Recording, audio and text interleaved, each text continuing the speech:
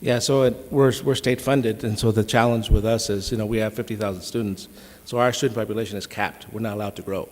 So the stress then from the legislature and everybody is don't increase tuition, and so that the costs are raising.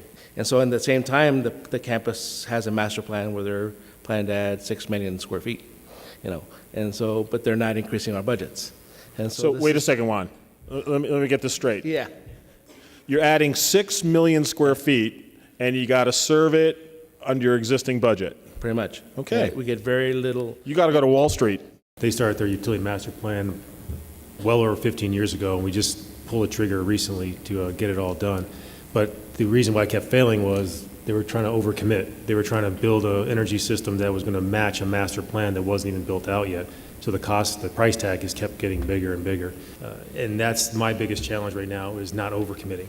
Matching my structure, my scalability to what the big picture is, not just putting the behemoth plant out there and waiting for the energy customer to come along. So we're seeing a lot more what I'd call an integrated master planning process where you throw demand side into the equation. Like Juan said, at some point you reach the limits of what you can do on the production side and the distribution side. And so to really affect the footprint of the campus, you've got to go attack the demand and lower the demand. The great thing about inserting sustainability principles into the mix is sustainability professionals, the discipline, are agents of change. They are trained to be transformational agents of change to help with that process.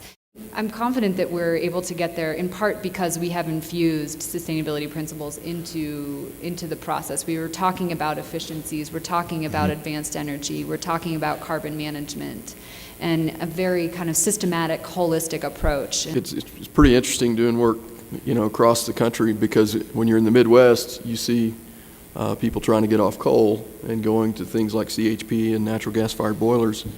When you get on the two coasts, you see a totally different mindset to where they don't want to burn any fossil fuel. And so it's sort of different depending on where you're working. But yeah, I'd say it's in the top three.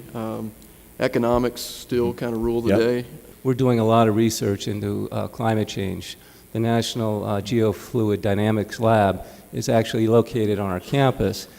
And we also have the Princeton Plasma Physics Lab doing research into fusion energy, which could have dramatic impacts on climate change.